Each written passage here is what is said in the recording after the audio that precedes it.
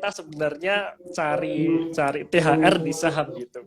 Nah, cuman sebelum kita mulai mungkin bisa nih cerita sedikit tentang backgroundnya Pak Raymond sendiri nih, gimana dulu backgroundnya bekerja di apa, terus sampai akhirnya terjun ke dunia saham.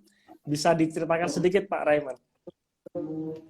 Oke, jadi kalau dibilang background sih sebenarnya background saya lebih banyak engineering sih. Karena kuliah saya teknik industri, terus lulus pertama juga jadi engineer, ya kan? Jadi apa istilahnya kalau Hmm, di Indonesiain insinyur ya. insinyur ya. Bahasa Indonesianya ya, iya. Ya tapi bukan insinyur yang kayak bangun-bangunan gitu ya. Saya lebih ke Hmm. engineer-nya itu yang teknik industri gitu. Nah, Hmm. dari abis jadi engineer, terus saya ada juga pengalaman di Tokopedia, di Traveloka, ya Hmm. yang sekarang lagi hype kan ya perusahaan-perusahaan Ya. teknologi ya. Ya itu saya ada juga pengalaman di sana. Dan setelah itu baru saya sekarang jadi full time investor. Dan sebelum saya jadi full time investor, saya udah invest sebelumnya gitu. Jadi kayak bedanya dulu sama sekarang ya, sekarang ya kerja saya ya cuma analisis saham aja. Kalau dulu kan itu kayak sampingan gitu kan. Usaha apa Hmm. utamanya adalah kerjaan yang dulu. Kalau sekarang itu Ya. juga jadi kerjaan gitu. Oke, oke. Berarti menarik nih. Berarti yang tadinya istilahnya background kuliahnya nggak dari finansial pun tetap bisa masuk di saham kan, intinya gitu ya Pak Raymond ya. Apalagi kalau kita Betul, lihat backgroundnya betul. berarti jomplang gitu ya. Tadinya Ya, istilahnya di teknik industri ya, ngitung-ngitung apa namanya biasanya proyek gitu. Akhirnya sekarang masuk di saham gitu, apa namanya di investasi saham sendiri gitu. Nah, ngomong nih Pak Raymond, kalau saya lihat kan Pak Raymond ini punya sertifikasi WPPE dan WMI nih Pak. Kalau boleh betul. cerita sedikit dong Pak mengenai sertifikasi ini gitu, tentang Oke, WPPE dan WMI ini biar teman-teman juga tahu nih. ya. Jadi WPPE itu wakil perantara perdagangan efek. Kalau WMI itu wakil manajemen investasi, wakil manajer investasi. Nah, Hmm. dua ini itu tuh kayak apa ya? Kayak SIM ya. SIM kalau kita mau Hmm. mengemudi gitu kan, entah itu Ya. motor ataupun mobil, kita perlu SIM gitu kan. Nah, WPPE Hmm. atau WMI itu adalah SIM. SIM untuk apa? Nah, Hmm. kalau WPPE itu kalau kita mau jadi broker. Kita yang Hmm. istilahnya nawar-nawarin saham. Nah, itu atau Ya. nggak harus saham sih, kayak investasi apapun gitu. Kalau kita mau nawarin, kita Hmm. kerja gitu kan Hmm. di sekuritas. Nah, kita harus punya itu SIM-nya itu namanya WPPE. Sedangkan kalau kita Oke. mau jadi apa istilahnya ya? Kayak ngelola portofolio gitu ya. Hmm. Kayak ngelola dana yang sering disebut Hmm. reksadana gitu kan. Nah, Hmm. reksadana Hmm. itu adalah manajer investasi.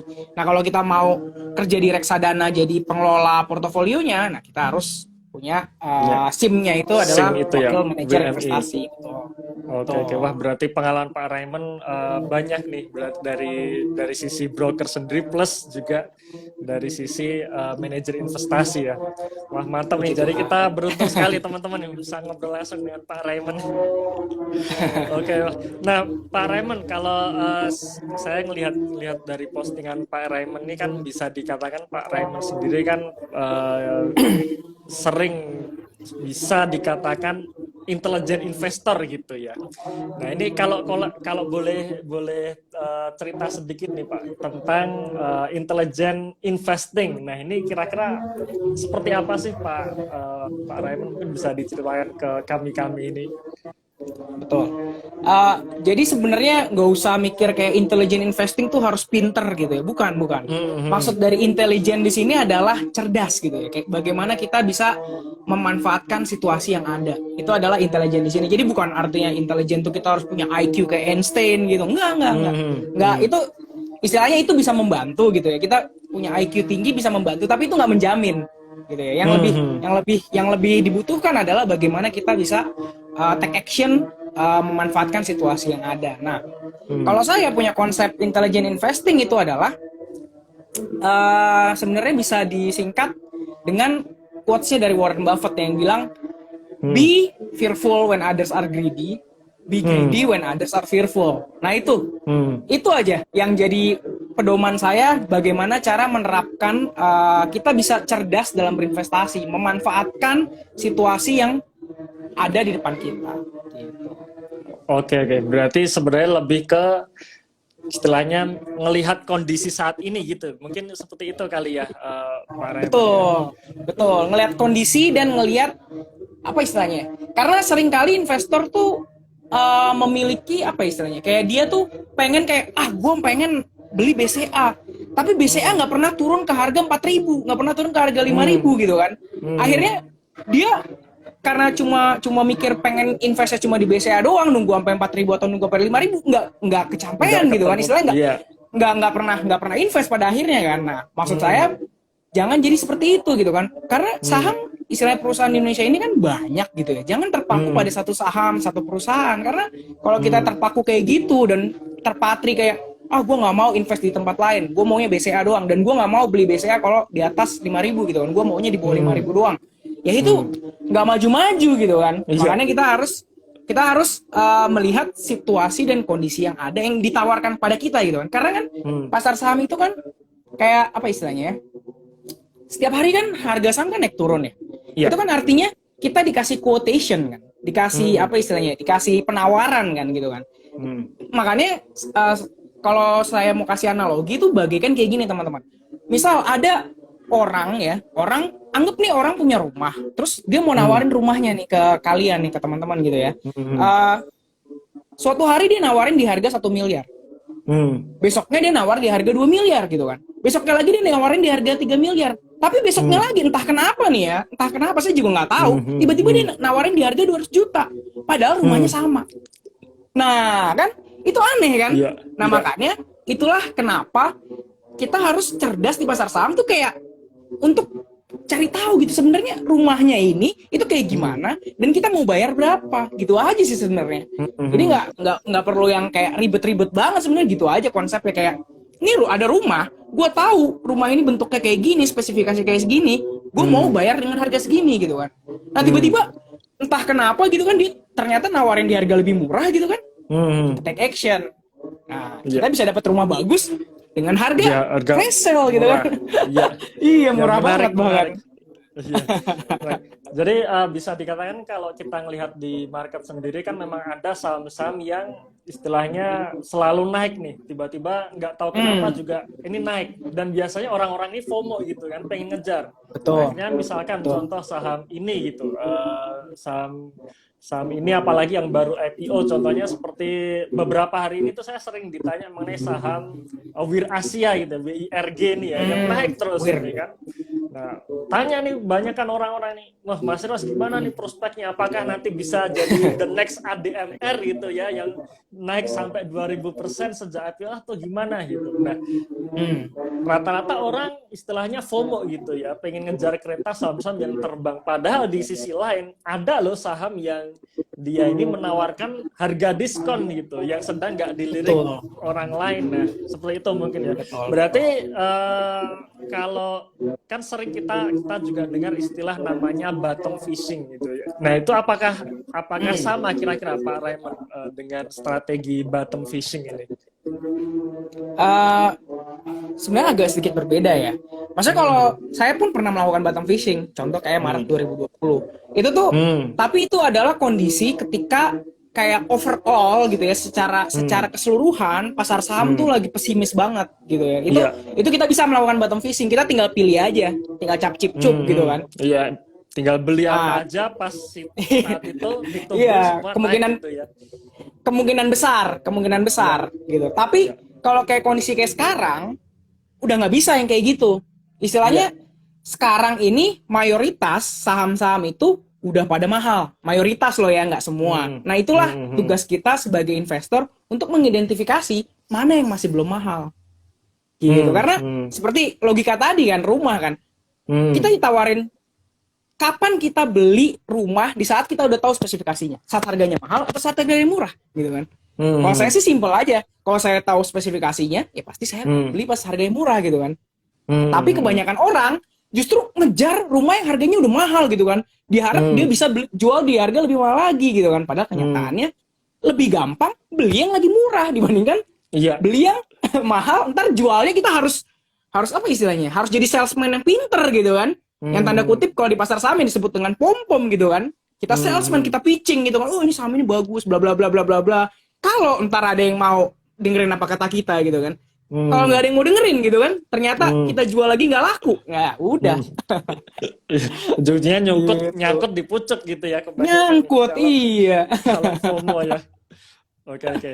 Berarti bisa disimpulkan sebenarnya kalau strategi bottom fishing itu berbeda ya dengan intelligent investing, di mana kalau bottom fishing ini biasanya rata-rata market memang lagi turun gitu. Ya, seperti Lagi yang ya dikatakan betul. Pak Raymond tadi, ibaratnya seperti kita beli saham apapun di tahun 2020, akhir tahun semua naik gitu. Cuman kalau Kemungkinan kondisi besar. sekarang yang lagi harga saham lagi naik tinggi-tingginya, nah ini berbeda gitu ya. Artinya memang banyak mayoritas saham sudah naik, tapi tetap ada beberapa saham yang masih menawarkan harga murah. Nah, disitulah kita sebagai Betul, investor bisa memilah-milah dari situ. Oke, oke Pak. betul. Menarik sekali Pak penjelasannya dari Pak Raymond ini. Nah, mungkin selanjutnya nih Pak, berarti kalau bisa dikatakan saham ini kan lagi naik nih. Nah, ini apakah sebenarnya pertanda sekarang ini Indonesia sudah pulih lagi nih Pak Raymond dari krisis kemarin? Atau Oke, sebenarnya masih belum nih gitu?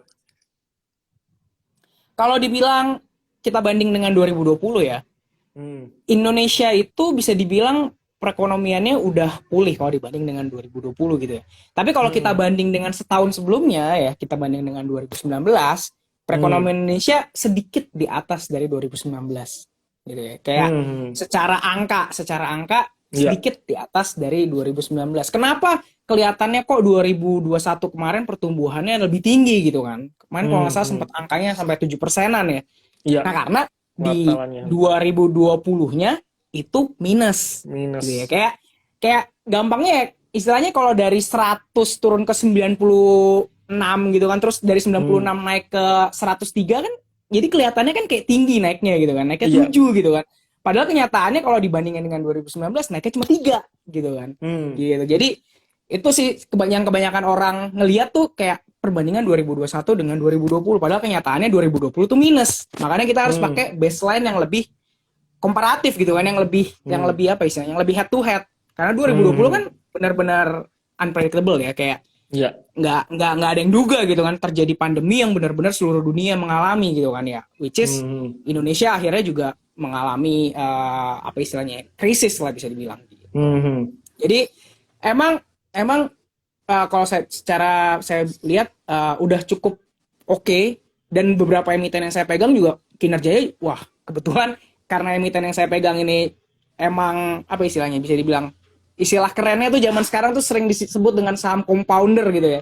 Kayak saham Hmm. yang walaupun krisis pun dia tetap bisa Bisa berkembang gitu ya. bertahan. Makanya betul bertahan dan berkembang, makanya untungnya gara-gara itu ya saya senang-senang aja gitu kan, karena pas saya Hmm. lihat oh kinerjanya udah jauh di atas dari 2020 nih, wah ya udah Hmm. oke, lanjut gitu kan. Hmm. Oh, oke. Berarti bisa dikatakan sebenarnya sudah pulih, tapi sebenarnya masih belum full gitu ya, full recovery. Mungkin seperti itu kali ya, Betul, Pak betul, Raymond ya. betul, betul, betul, Walaupun hampir sedikit lagi ya. sedikit ya, walaupun IHSG sendiri sudah menembus ATH-nya gitu. Betul, lebih tinggi daripada 2019 bahkan kan, Hmm. Hmm. Oke, oke. bahkan Nah, lebih tinggi daripada 2017 ya kan. iya, iya 2017 betul betul. 2018 tuh. Betul, betul. Karena kalau kita ngelihat memang siklus atau histori 10 tahunan terakhir kan setelah 2015 ambles, 2016 naik, 2017 nembus ATH ya, 2018 nembus ATH Betul, lagi. Habis itu awal kena krisis 2018 tuh, lagi. Iya, krisis perang Amerika Cina waktu perang itu dagang. ambles lagi. Baru mau naik kena COVID ambles lagi gitu ya. Nah, Iya, ambles lagi. sekarang kayaknya sudah Sekarang udah lebih tinggi mulai dari track, itu. iya betul ya, kembali ke tracknya untuk melanjutkan kenaikan gitu. Menarik memang kalau kita melihat perjalanan IHSG di 10 tahun terakhir. Nah, berarti kira-kira ketika IHSG naik ini bisa dikatakan istilahnya buat kita para investor seharusnya ini bisa jadi angin segar gitu ya Pak Raymond ya. Dalam artian ya memang saham-saham yang kita pegang ini sih seharusnya itu juga ikut naik gitu atau gimana Pak Raymond? Uh, Bisa dibilang gitu. Kalau udah punya sahamnya ya. Tapi kalau kalau kita punya mindset itu long term, sebenarnya saya punya pandangan sedikit berbeda. Karena kalau kita punya mindset itu long term, kayak tadi rumah ya. Kalau kita punya mindset itu long term, kita mau ninggalin rumah itu dalam waktu lama, kita pasti mau cari rumah yang terbaik di harga termurah, bener gak? Ya kan? Iya. Kalau kita mikirnya long term. Tapi kalau kita mikirnya kayak, gue mau jual rumah ini tahun depan, ya gue maunya harga rumah ini naik secepetnya gitu kan. Karena kalau enggak, gue nggak untung-untung gitu kan. Nah makanya itu tergantung mindset kita. Nah kebetulan kalau saya pribadi mindsetnya long term. Jadi kalau saya ngelihat dengan harga IHSG sekarang yang udah tembus all time high gitu kan, saya melihat bahwa wah makin susah nih saya dapat saham yang bisa menghasilkan keuntungan jangka panjang yang tinggi gitu. Tapi masih ada. Cuma susah. Maksudnya kayak kalau tahun 2020 tuh saya tinggal cap-cip aja gampang banget tuh. Cuma kalau sekarang kayak dari misalnya saya punya 30 watchlist, mungkin sisa 5 atau di bawah 10 gitu kan yang istilahnya masih bisa ngasih return yang cukup tinggi gitu. Tapi kalau misalnya kita lihat tahun 2020 dari 30 itu semuanya bisa ngasih return tinggi. Gitu. Itu bedanya saat kita lagi di all time low atau di all time high. Kalau kita lagi di all time low, enak aja kita tinggal pilih cap-cip-cip.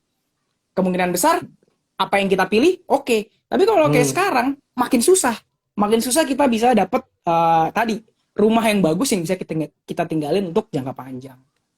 Gitu. Oke. Berarti di sisi lain ada yang memang ini istilahnya bisa jadi angin segar dalam artian kalau misalkan kita bicara mengenai jangka pendek, buat tinggal ikuti trennya aja yang baru naik apa gitu ya. Cuman kalau dari sisi tadi jangka panjang tadi, ini sudah agak susah nih kita milih-milih saham gitu ya. Kalau jangka panjang makin susah malah. Iya. Nah, berarti tadi mengenai kita memiliki mindset yang jangka pendek maupun jangka panjang. Nah, di sisi lain nih, kita kalau kita melihat kan ada investor-investor ini yang kerjaannya dia hanyalah cari dividen kampanye seperti itu ya. Apalagi kalau kita melihat di bulan-bulan sekarang, bulan Maret, April, Mei biasanya. Ini kan musim dividen. Nah, biasanya musim dividen ini yang kita masuk ke tema kita pada malam hari ini yang orang biasanya sih pengen cari THR gitu dari dividen saham. Nah, ini kira-kira bagaimana nih Pak Raymond? Karena biasanya nih kalau orang yang cuma cari dividennya saja, katakanlah dia beli atau dia sudah miliki gitu ya di cum date-nya, habis itu di ex date dia jual, nah biasanya kan harga sahamnya ambles juga tuh. Nah, ini kira-kira ada tips nggak nih dari Pak Raymond sendiri buat para dividen hunter nih ceritanya nih?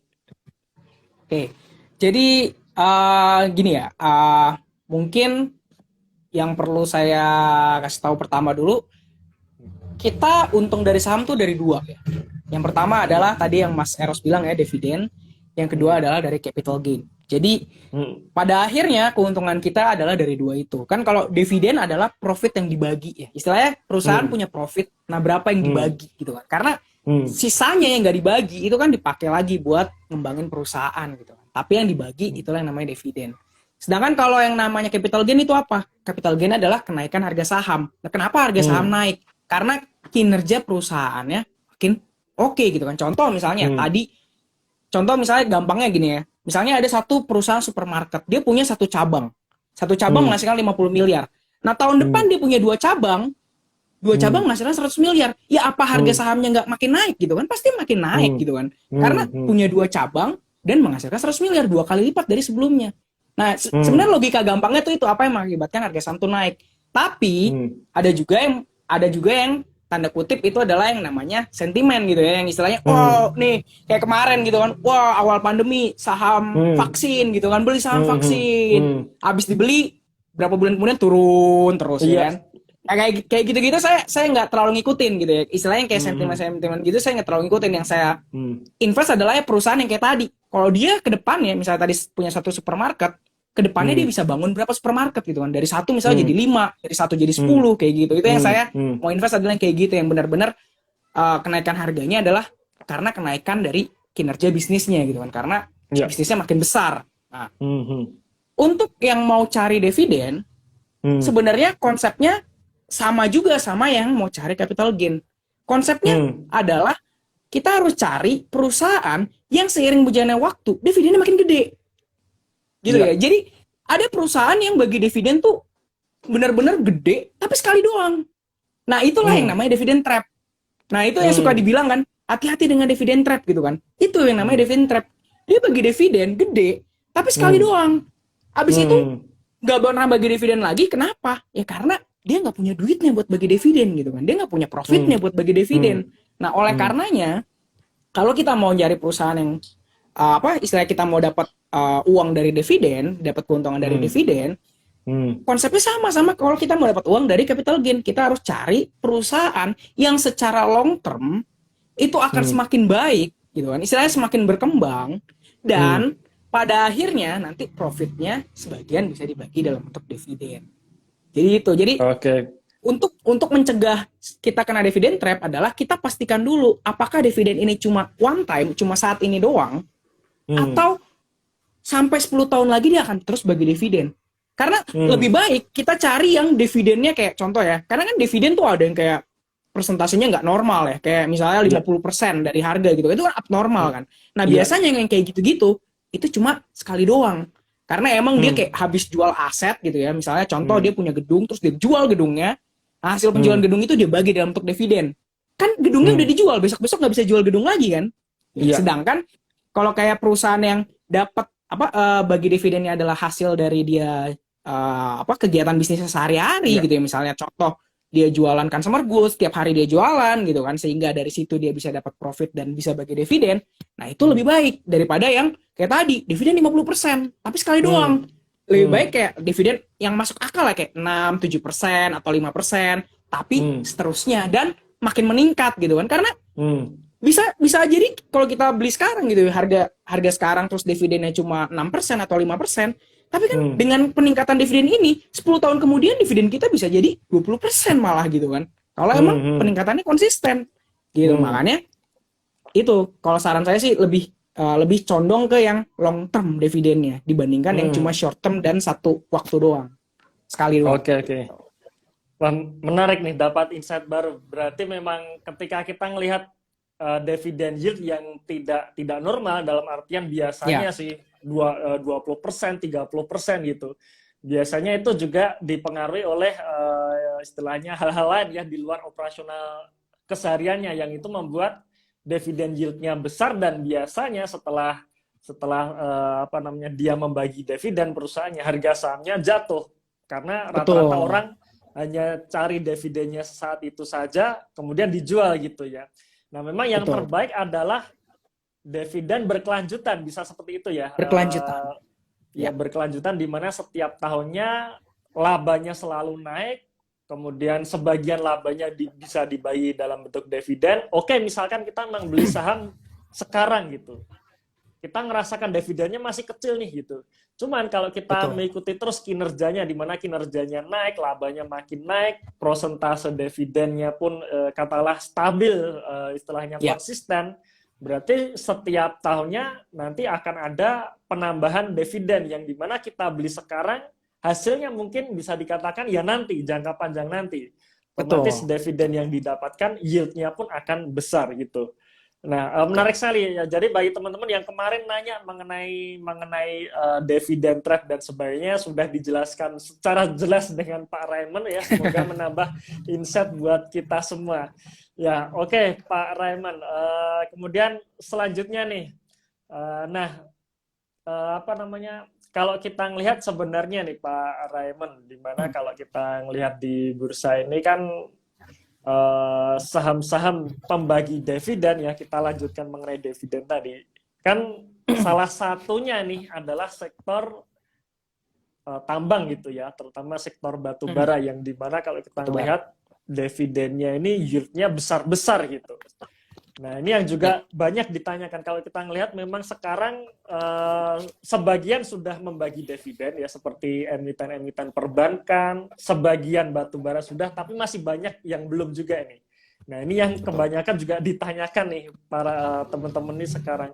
Kira-kira kalau masuk misalkan, masuk sekarang gitu, itu kira-kira resikonya besar nggak sih Pak Raymond, khususnya untuk sektor-sektor komoditas ini yang terutama yang membagi dividen gede gitu. Itu boleh ini Oke, Pak, kasih kami masukan ya Pak. siap. Oke, jadi kalau kita ngomongin eh, bisnis gitu ya, ini saya Hmm, pakai konsepnya dari Warren Buffett juga sih sebenarnya. Saya istilahnya hmm, belajar dari dia juga gitu ya. Jadi bisnis itu sebenarnya kalau kita bagi itu sebenarnya gampangnya itu kita bagi jadi dua jenis. Bisnis hmm, pertama ada yang namanya bisnis komoditas. Bisnis hmm, kedua ada yang namanya bisnis franchise. Apa bedanya? hmm, Bedanya adalah kalau bisnis komoditas hmm, itu dia nggak ngelihat barangnya, dia cuma lihat harganya. Kalau harganya murah hmm, beli, kalau harganya mahal hmm, nggak mau beli. Itu adalah hmm, komoditas. Bedanya sama bisnis franchise adalah kalau harganya mahal sekalipun orang tetap mau beli. Contohnya kayak apa? Contohnya kayak kalau kita ngomongin perhiasan ya, itu adalah kayak hmm, Tiffany Co. hmm, Harganya mahal banget kan? Tapi iya, kenapa masih ada yang mau beli? Karena Tiffany Co-nya, gitu kan? hmm, Karena nama Tiffany Co-nya itu yang bikin dia jadi suatu franchise. Istilahnya hmm, mau dia naikin harga jadi berapapun, orang-orang yang emang suka dengan brand Tiffany Co tetap mau beli. hmm, hmm, Beda halnya kayak kalau kita ke toko emas biasa gitu kan. Kita ke toko emas hmm, biasa yang nggak ada brandnya gitu kan. Kita hmm, cari yang paling murah gitu kan dari semua toko emas itu. Kalau emang desainnya sama gitu kan. Sedangkan hmm, padahal desain yang sama cuma dikasih nama Tiffany Co doang, hmm, orang mau bayar mahal gitu kan. Nah makanya itu bedanya bisnis komoditas dan bisnis franchise. Nah hmm, kalau kita ngomongin perusahaan batubara atau tadi ya kayak selain batubara mungkin CPO juga ya apa kelapa sawit hmm, gitu kan dan sebagainya itu golongannya adalah golongan bisnis komoditas. Kenapa? Karena hmm, gini, kalau teman-teman jadi orang yang mau beli batu bara, teman-teman lihat nggak sih? Kayak dia ditambangnya di mana? Dia kayak hmm, maunya cuma beli yang ditambang di Kalimantan atau mau beli kalau yang ditambangnya di apa Sumatera Selatan kan enggak, ya kan? hmm, Teman-teman cuma lihat batu bara spesifikasinya ini gitu kan. Nggak hmm, peduli mau siapa yang nambang gitu kan, mau dari Afrika, mau dari Indonesia, mau dari Australia, nggak peduli. Yang penting hmm, harganya murah apa enggak gitu kan. Nah makanya yang hmm, namanya bisnis batu bara itu adalah bisnis komoditas. Nah apa hmm, kelemahan dari bisnis komoditas dan apa kelebihannya? Kelemahan dari bisnis komoditas adalah harganya itu ditentukan banget sama supply dan demand. iya, Kalau teman-teman punya perusahaan batu bara, teman-teman nggak bisa dikte harga batu bara tuh harus berapa, nggak bisa. hmm, Karena hmm, kalau supply-nya lagi tinggi tapi demand-nya lagi rendah, hancur harganya. Contohnya kayak apa? Kayak tahun 2020. Harga batu hmm, bara hancur ya kan? Makanya hmm, banyak perusahaan batu bara yang bahkan nggak untung sama sekali tahun 2020. iya, Sedangkan kenapa tahun 2021 dia tiba-tiba melonjak? Karena supply-nya tetap gitu ya. Istilahnya hmm, supply-nya nggak hmm, beda jauh sama tahun 2019, tapi demand-nya hmm, tinggi banget. hmm, Tahun 2021 tuh demand batu bara tinggi banget. Nah, itulah yang iya, mengakibatkan harganya tinggi banget per tonnya gitu kan. Nah, hmm, makanya perusahaan batu bara nyetak duit semua kan. hmm, hmm, Ya, saya nggak mau sebut merek lah, pokoknya iya, perusahaan-perusahaan batu bara dengan nama itulah gitu kan. iya, Semua pada nyetak duit banyak banget gitu kan, pada wah gila banget nih. Bahkan istilahnya kayak ada perusahaan yang kalau dibandingin dengan tahun 2020 profitnya 10 kali lipat gitu kan. Tapi hmm, yang orang suka lihat adalah cuma headline doang, profit meningkat 10 kali lipat. Padahal hmm, kenyataannya kalau kita lihat angkanya, kenapa dia meningkat 10 kali lipat? Karena tahun 2020-nya dia hampir minus. iya, Karena tahun 2020-nya hampir minus sehingga tahun 2021 10 kali lipat. Gitu kan. Padahal iya, kenyataannya kalau kita bandingin ke tahun 2019 nggak meningkat jauh. Meningkat sih, hmm, tapi ya hampir sama gitu loh, nggak yang hmm, signifikan banget gitu. Nah hmm, makanya hmm, itulah kenapa dalam membandingkan pun kita harus tahu kayak baseline yang kita pakai itu yang mana. Jangan salah pilih baseline kayak kalau kita lihat tahun hmm, 2020 ya, itu kan keadaan abnormal kan yang istilahnya iya, semua lockdown, demand turun banget sehingga harga jatuh banget gitu kan ya. hmm, hmm, Kayak hmm, gitu. Nah, hmm, untuk kenapa dividen perusahaan batubara atau yieldnya tinggi, itu sebenarnya hmm, tergantung juga. hmm, Tergantung dari teman-teman belinya kapan. Kalau iya, teman-teman kayak contoh nih ya, ini bukan saya mensponsori emiten ini ya. Ini iya, kayak contoh real supaya teman-teman bisa lihat nanti sendiri histori harganya. Kalau Hmm. teman-teman contoh kayak perusahaan yang namanya ITMG ya, yang kodenya ITMG Hmm. ya, Hmm. Indo Tambang Megaraya. Hmm. Kalau teman-teman beli di tahun 2020 di harga 7.000 Hmm. gitu ya, Hmm. dengan dividen kemarin kan 4.000 kan totalnya kan. Iya, total Itu 4.000. teman-teman dapat berapa yieldnya? 50% kan? 50%. Lebih malah kalau dibelinya di harga 7.000. Bener kan? Hmm. Tapi kalau belinya sekarang Hmm. paling cuma berapa belas persen kan? Nah, Hmm. makanya tergantung juga harga belinya. Nah, resikonya apa kalau teman-teman beli sekarang? Resikonya adalah teman-teman bisa dapat dividennya, benar. Hmm. Tapi resikonya karena perusahaan komoditas ini tergantung banget sama supply dan demand, suatu saat kejadian seperti tahun 2020 atau tadi Mas Eros juga bilang kan tahun 2015 kejadian lagi, Hmm. harga batu Hmm. bara anjlok lagi. Hmm. Apakah teman-teman yakin bahwa dividennya bisa nge-cover capital loss-nya? Hmm. Karena kembali lagi ya, saham itu Hmm. untung dan ruginya itu adalah dividen plus minus capital gain atau capital loss. Kalau Hmm. dividen nanti dikurangin capital loss lagi gedean capital loss, ujung-ujungnya teman-teman rugi. Tapi kalau Hmm. teman-teman udah dapat dividen, dapat capital gain, itu double kan untungnya kan. Makanya Hmm. hati-hatinya adalah kalau ngejar dividen di perusahaan batubara, mungkin Hmm. hati-hati dengan timing, dengan Iya. cycle-nya, siklus. Oke? Karena Iya. yang namanya perusahaan batubara tuh emang siklusnya ada, kelihatan banget siklusnya. Nah, kalau teman-teman nanya pendapat saya gimana siklusnya sekarang, Hmm. siklusnya sekarang ini memang masih ada di siklus yang akan lebih tinggi lagi. Ini pendapat pribadi Hmm. saya ya. Pendapat Hmm. pribadi saya. Siklusnya akan ke angka yang lebih tinggi lagi. Tapi melihat situasi yang ada sekarang, ya, kayak kalau teman-teman dengar berita ya, China udah Hmm. mulai lockdown lagi kan. Hmm. Terus Amerika mau naikin suku bunga. Dengan kondisi kayak gitu, terus Rusia ya kan, Rusia Hmm. lagi perang sama Ukraina dan Eropa lagi Hmm. krisis energi. Nah, Hmm. dengan kondisi seperti itu, kemungkinan besar akan ada suatu ketika ya high cap yang apa istilahnya bahasa Indonesia kayak kayak polisi tidur lah kalau kita jalan gitu ada polisi tidur Hmm. istilahnya kita anjlok dulu gitu. Nah, Hmm. itulah kenapa kalau teman-teman emang mau masuk batu bara, saran saya adalah pas anjlok dulu itu. Jangan sekarang. Hmm. Kenapa? Karena ntar teman-teman kalau udah apa istilahnya kalau teman-teman belum punya mental yang kuat, teman-teman nangis nanti ngelihat portofolio merah. Beneran. Hmm. Merahnya tuh Iya. bisa minus 50%, bisa minus lebih dari itu malah. Makanya Iya. kalau saran saya kalau emang mau masuk di perusahaan batu bara, nanti setelah si apa istilahnya polisi tidur itu lewat. Nah, kita lagi Hmm. menuju polisi tidur itu gitu ya. Hmm. Hmm. Tapi pada akhirnya gitu ya, pada akhirnya kalau pendapat saya pada akhirnya akan lebih tinggi daripada poin sekarang ini. Tapi Hmm. in the meantime ya dari titik ini ke titik ini kita akan Hmm. kesini dulu. Tapi Hmm. nanti naik lagi gitu. Itu pendapat saya dan berdasarkan analisis saya. Makanya teman-teman analisis sendiri dulu, jangan dengerin apa kata saya doang gitu kan. Iya. Itu dari apa yang saya lihat. Gitu. Oke, nah mungkin bisa ditambahkan, Min. Berarti Ya, kayaknya si siklus polisi tidur ini kan naik dulu kemudian anjlok. Nah bisa jadi betul. naiknya ini salah satunya ya sentimen dividen ini tadi ya. Betul, betul, Bisa betul. bisa Betul banget. dikatakan seperti itu ya, Pak Raymond ya. Betul. Ya karena Betul. beberapa ini masih belum RUPS nih kan orang-orang pada nungguin Betul. nih, wah RUPS ini labanya kemarin gede banget nih, berapa yang dibagi Ah, dividen gitu. Oke. Nah, jadi sekali lagi teman-teman sekalian harus dihitung lagi ya, dan sekali lagi ini pendapat masing-masing, jadi jangan ditelan mentah-mentah, tetap harus dianalisa ulang lagi. Oke, betul. menarik nih. Oke, tadi kita bicara mengenai saham komoditas, saham komoditas dan juga saham franchise. Nah, kalau sekarang nih kita lihat Pak Raymond yang sedang hype saat ini ya mengenai saham digital gitu. Nah, kalau Ya. saham digital ini sebenarnya masuk kategori mana sih, komoditas atau franchise kalau menurut Pak Raymond? Apalagi kalau Pak Raymond tadi bilang background-nya kan pernah ya masuk ke perusahaan digital ya, terbesar lagi gitu. Boleh cerita Pak Raymond? Malah yang baru IPO kan. Yang baru IPO nih terutama nih. yang baru IPO Oke. maupun yang kemarin yang ngeduluin dulu itu. Itu kompetitornya. Iya, Dulu pas saya kerja di sana saingannya sama yang itu tuh. Iya. Sekarang jauh nih kayaknya ya. Iya. Oke. eh, jadi kalau bisnis, sebenarnya bisnis apapun ya pasti ada yang namanya komoditas ya. Kayak contoh ya, Hmm. contoh Hmm. nih.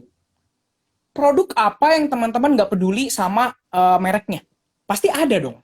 Pasti ada. Hmm. Istilahnya Hmm. ada produk-produk tertentu yang teman-teman nggak terlalu peduli mereknya apa gitu kan. Hmm. Contoh, kalau saya ngelihat masker, saya nggak terlalu Hmm. peduli masker merek apa. Yang penting maskernya spesifikasinya kayak KN95 misalnya, atau Hmm. KF94, atau ya kayak gitulah. Pokoknya berdasarkan spesifikasi, tapi mereknya apapun nggak peduli. Yang penting Hmm. Hmm. dia oke gitu kan. Dan kalau kita beli Hmm. online kan kita lihat reviewnya dulu kan, Iya, enak nggak betul. dipakainya gitu Iya. kan, kayak gitu kan. Itu yang penting Bintangnya kan, nggak berapa penting gitu ya. mereknya. Iya. Betul. Nah, pada akhirnya nggak ada bisnis satupun yang benar-benar kayak bisnis ini udah pasti franchise, bisnis ini udah pasti komoditas, enggak. Cuma Hmm. emang ada bisnis tertentu yang kita nggak bisa bikin franchise-nya. Contoh kayak tadi batu bara, nggak akan bisa di franchise-in gitu. Istilahnya Hmm. karena batu baranya sama aja. Hmm. Orang nggak punya konsep batu bara yang berbeda. Istilahnya cuma spesifikasi doang gitu kan, nggak peduli merek apa. Nah, Hmm.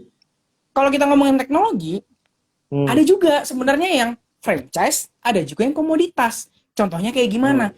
Contohnya kayak kalau teman-teman ngisi pulsa, Hmm. peduli nggak ngisi pulsanya di mana? Saya sih nggak peduli. Saya cari Iya. yang ada promonya paling gede, bener nggak? Iya, betul. Kalau ngisi Sama pulsa ya. kan nggak peduli kan? Iya. Iya. Saya sih nggak peduli kayak mau ngisinya di Tokopedia, mau ngisinya di Bukalapak, mau ngisinya di Dana atau apapun lah istilahnya. Saya cari yang promonya paling gede misalnya gitu kan. Kalau saya mau promo gitu kan. Atau kalau misalnya nggak ada promo sama sekali, istilah dimanapun nggak ada promo, saya cari yang admin fee-nya paling kecil. Istilahnya karena buat saya pulsa mau beli dimanapun sama-sama pulsa gitu kan, nggak ada bedanya. Nah, paling nanti yang kita ngomongin franchise di mana adalah ketika cuma platform itu atau cuma produk itu yang bisa menawarkan hal tersebut. Contohnya kayak gimana? Contohnya kayak kalau kita lihat di luar negeri ada yang namanya Netflix. Ya. Netflix itu menurut saya, pandangan saya itu adalah bisnis franchise. Kenapa? Karena orang rela bayar jauh lebih mahal. Karena saya langganan TV berbayar itu ada banyak. Ada Netflix, ada Disney Plus. Waktu itu pernah juga pakai Mola. Dan saya melihat kenapa padahal Netflix tuh harganya jauh lebih mahal daripada yang lain. Ya. Istilahnya Netflix tuh sama Disney Plus tuh jauh banget. Jauh banget. Disney Plus tuh setahun cuma 150 apa ya kalau saya nggak salah. Netflix, bisa jutaan gitu kan. Kenapa tapi orang tetap mau Netflix? Karena ada konten-konten tertentu yang emang bagus dan cuma bisa ditonton Netflix secara legal. Kalau mau ilegal sebenarnya ya ada juga sih gitu kan. Tapi karena saya orangnya cari yang praktis-praktis aja gitu kan, yang juga legal dan praktis, ya Netflix gitu kan. Makanya saya dalam hal ini rela bayar gitu kan. Nah, makanya itulah kenapa karena segitu kuatnya ya si Netflix ini sehingga dia naikin harga pun orang masih tetap di Netflix gitu ya. Itu yang bikin Netflix ini berbeda daripada yang lain. Nggak sama gitu loh.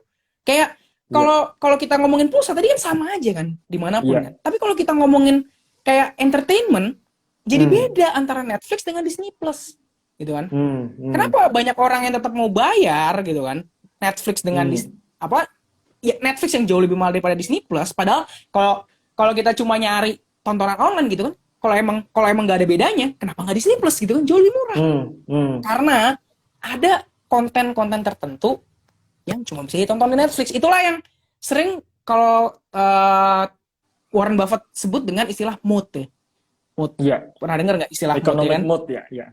Economic mode. Nah, itulah yang namanya economic mode yang dimiliki oleh Netflix. Nah, dalam hal ini Netflix punya economic mode yang disebut dengan toll bridge. Istilahnya untuk nonton itu orang nggak bisa ke tempat lain, harus lewat Netflix untuk nonton itu.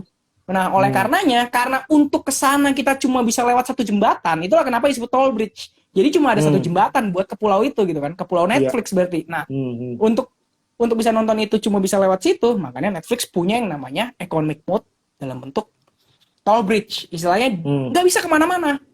Dia naikin harga pun, kalau lu tetap mau nonton, ya bayar gitu kan. Kalau nggak mau nonton, ya silahkan pindah gitu kan. Nah itulah kenapa pada akhirnya orang tetap mau bayar karena tetap mau nonton gitu kan. Gitu.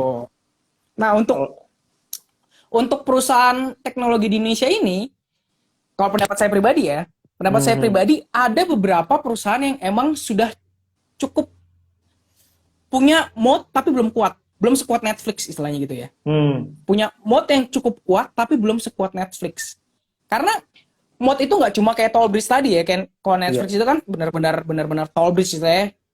Apa nggak orang ada nggak bisa pesaing nonton, gitu nggak ya.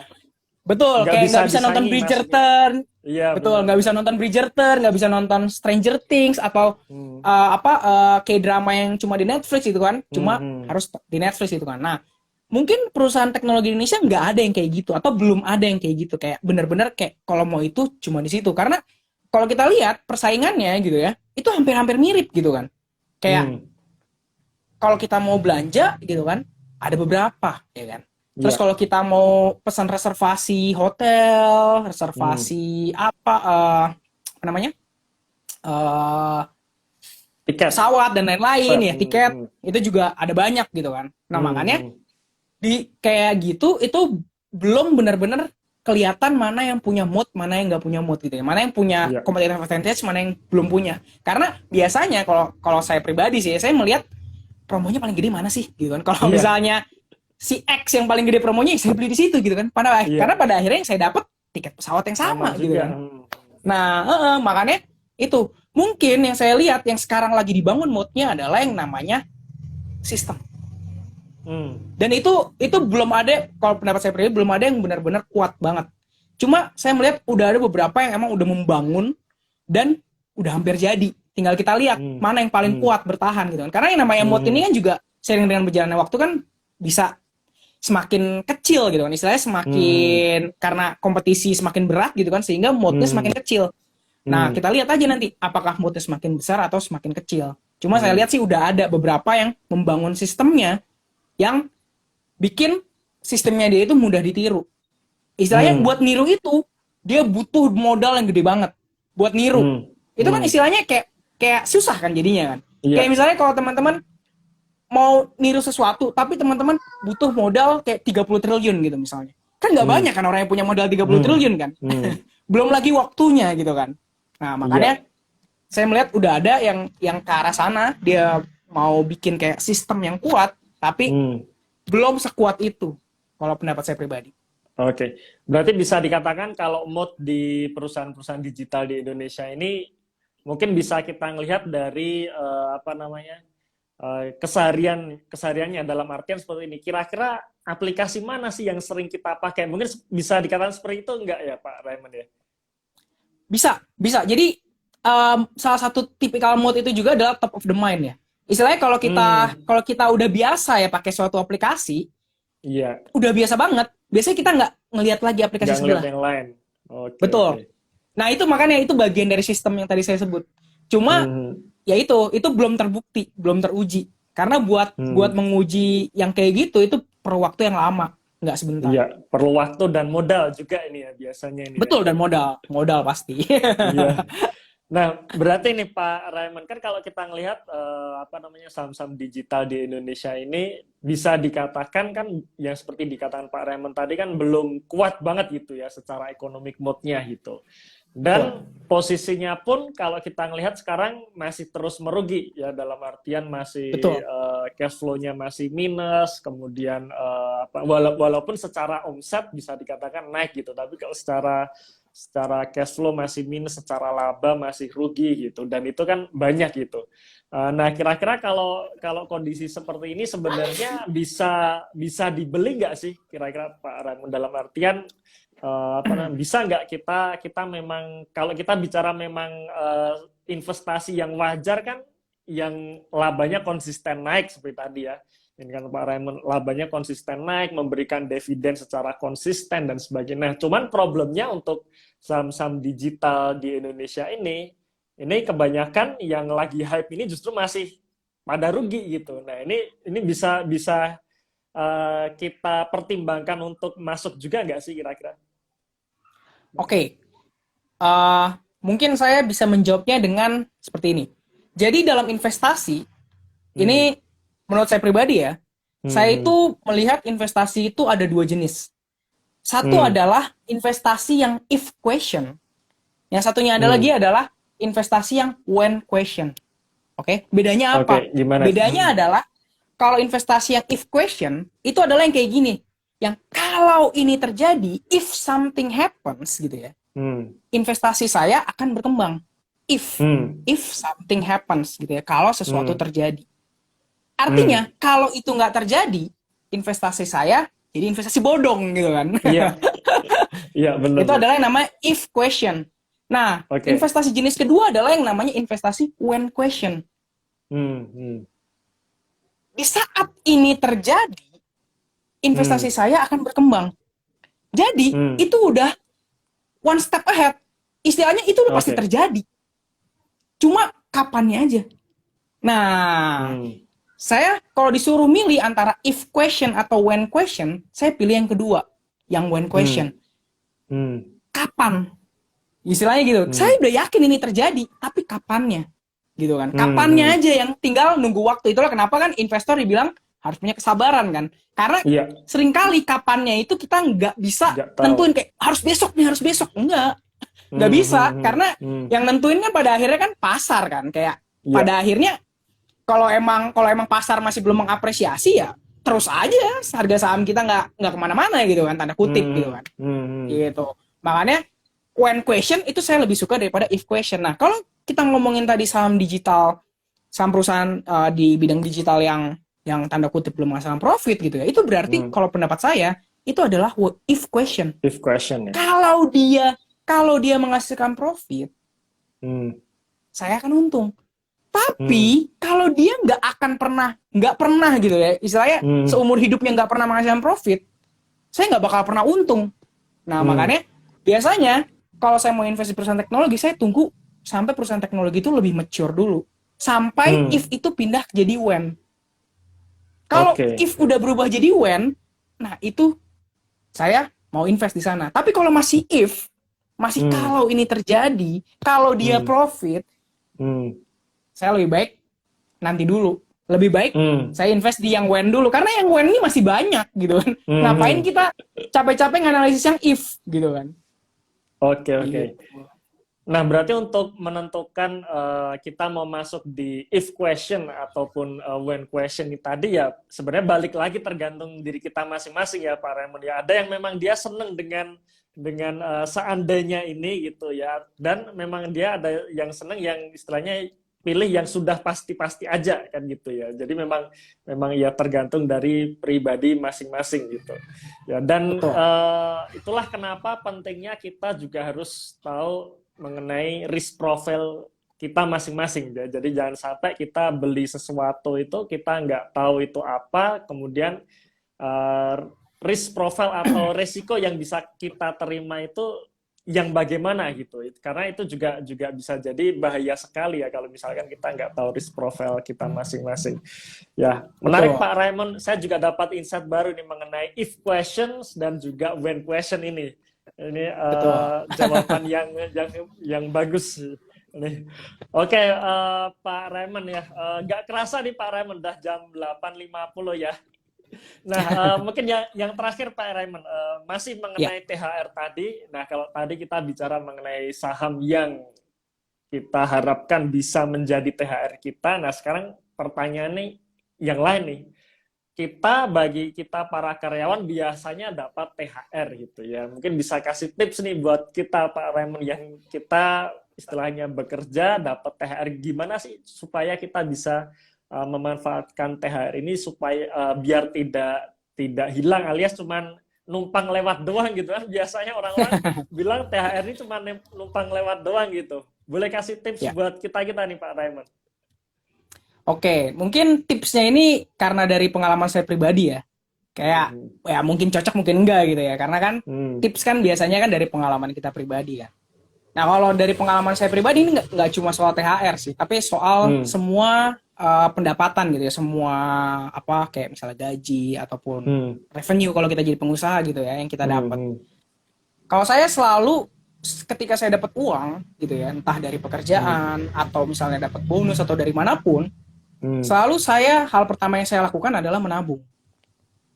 Menabung.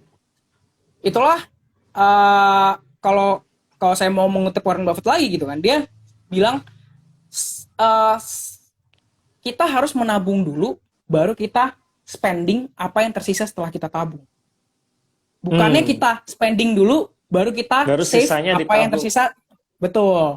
Karena seringkali orang pada umumnya melakukan yang kedua tadi, yang spending dulu, ya kan, belanja dulu, sisanya baru kita tabung. Kalau saya dari kecil emang saya udah menerapkan, saya tabung dulu, sisanya saya belanjain. Nah, untuk berapa yang perlu kita tabung itu kan beda-beda tiap orang ya. Kayak mungkin ada yang bilang 20% dari gaji, 30% dari gaji, atau berapapun lah. Angkanya terserah aja, karena kan kebutuhan tiap orang kan beda-beda. Gitu. Makanya untuk itu saya serahkan pada teman-teman. Cuma konsepnya adalah, saran saya, mulailah menabung dulu, baru teman-teman belanja, baru teman-teman spending. Dengan demikian, uang tabungan teman-teman nanti pada akhirnya bisa teman-teman pakai untuk investasi, untuk dana darurat, dan sebagainya. Kayak teman-teman mau jalan-jalan gitu kan, dari mana ya kan? Enak kan dari tabungan, daripada pakai kayak apa, pinjol-pinjol gitu kan buat jalan-jalan ya kan, ngapain gitu kan, udah dapat udah kena bunganya juga tinggi gitu kan. Mending jalan-jalan dari tabungan gitu kan. Makanya nabung dulu baru belanja. Kalau menurut saya sih itu konsep yang paling gampang diterapkan. Oke. Tabung dulu baru belanja, itu kuncinya Pak Raimin. Jangan kebalik, belanja dulu, jangan kebalik, sisanya ditabung. Biasanya nggak ada sisa itu ya. Iya betul. Oke, baik. Oke, menarik sekali obrolan kita malam hari ini, Pak Raymond. Nah, mungkin kita selanjutnya bisa coba jawab pertanyaan dari beberapa penonton ini ya, Pak Raymond ya, untuk terakhir. Boleh. Nah, kita coba cari. Nah, ini ada pertanyaan dari Deka Roger 22 itu. Kalau cari yang franchise di sini mungkin tetap maksudnya adalah model bisnisnya gitu ya, bukan franchise perusahaan gitu ya, tapi model bisnis franchise. Ya, tentu harus invest di luar negeri karena Indonesia praktis nggak punya brand yang bikin orang fanatik. Kira-kira betul nggak sih Pak Raymond? Jadi maksudnya kalau kita mau cari perusahaan yang tipe franchise ini harus ke luar negeri nih, karena di Indonesia di sini dikatakan belum banyak, alias orang yang fanatik dengan merek tertentu itu tidak banyak gitu. Kira-kira gimana Pak Raymond? Oke, kalau mohon maaf dulu nih ya, kalau pendapat saya sih saya kurang setuju dengan pendapat itu. Kenapa? Karena saya pribadi melihat ada kok merek-merek lokal gitu, brand-brand lokal, perusahaan-perusahaan lokal yang itu franchise banget, brandnya kuat banget, sehingga orang mau beli pun bahkan disuruh milih gitu ya, antara yang lokal sama yang impor gitu ya, dia milihnya yang lokal. Banyak kok yang kayak gitu. Makanya saya di sini kurang setuju dengan pendapat bahwa kalau kita mau bisnis yang tanda kutip model franchise, kita harus invest di perusahaan yang di luar gitu kan. Padahal di lokal pun ada. Tapi emang jumlahnya nggak banyak. Jumlahnya nggak sebanyak kayak kalau kita lihat kayak Amerika, Inggris kayak gitu ya. Kita lihat brandnya kan banyak banget kan, kayak Nestle, terus Unilever ya kan, Unilever dan sebagainya. Nah tapi kalau kita lihat lokal, sebenarnya ada juga kok brand-brand yang kuat. Bahkan brand-brand ini pun udah mulai jualan keluar gitu kan. Nah mungkin teman-teman kurang tahu aja infonya gitu kan. Padahal kenyataannya banyak kok yang kayak gitu, yang istilahnya bahkan dia penetrasinya pun udah keluar Indonesia gitu. Walaupun emang kalau pendapat saya pribadi, kalau saya punya perusahaan di Indonesia, saya lebih baik maksimalin dulu di Indonesia. Kenapa? Karena jumlah penduduknya banyak banget. Jumlah penduduknya lebih dari 250 juta orang gitu kan. Kalau nggak salah terakhir malah 270-an ya juta orang kan. Makanya karena pasarnya gede gitu kan, orang-orang dari luar berlomba buat jualan ke sini gitu kan. Kayak brand-brand Amerika tadi, brand-brand Inggris, brand-brand Belanda dan sebagainya masuk ke sini gitu kan. Nah, makanya kita lihat brand-brand lokal apa yang bisa bertahan dengan gempuran impor tadi gitu kan. Ternyata banyak juga loh yang bisa bertahan gitu kan. Bahkan bukan cuma bertahan, bahkan lebih diidolakan dibandingkan merek-merek impor gitu kan.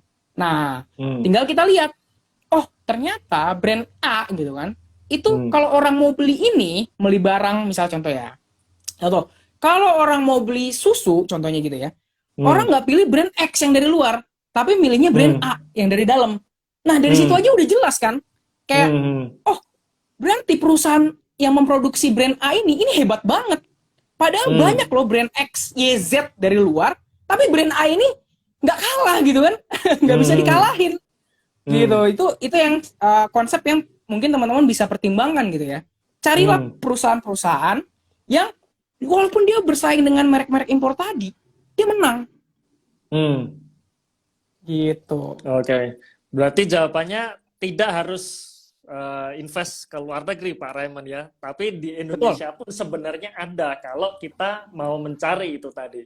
Ya kebanyakan betul. orang biasanya sih ya tadi ya dia terpaku dengan merek impor tadi. Cuman dia belum melihat nih sebenarnya masih banyak nih merek-merek di Indonesia ini yang dia punya punya istilahnya bisa dikatakan tadi top of the mind ya dalam artian Top of the mind. kalau kalau kita mau bicara produk ini pasti Mm-mm. di pikiran kita mereknya ini gitu. Nah ini kan salah satu Iya, juga perusahaan franchise yang dimana dia franchise. dia punya economic mode yang tinggi. Nah Betul. oke, Pak Raymond, obrolan kita sebenarnya sangat menyenangkan sekali gitu ya. Cuman sudah nggak kerasa jam 9 malam ini. Nanti kalau kita Oh lanjutkan iya, ya bisa sampai subuh nih ya. Ya, bener juga ya. ya. Oke, sebelumnya terima kasih Pak Raymond atas kesediaan hadir di malam hari ini. Ya, harapannya nanti sih bisa kita lanjut lagi Pak Raymond ya di Saya tunggu nih pertemuan-pertemuan invitationnya. selanjutnya. Siap, siap. Oke ya, terima kasih kepada teman-teman sekalian. Terima kasih sudah menonton acara pada malam hari ini. Jangan lupa subscribe channel saya dan juga subscribe channelnya Pak Raymond ya. Kita tunggu di live IG selanjutnya. Terima kasih dan selamat malam. Terima kasih. Thank you.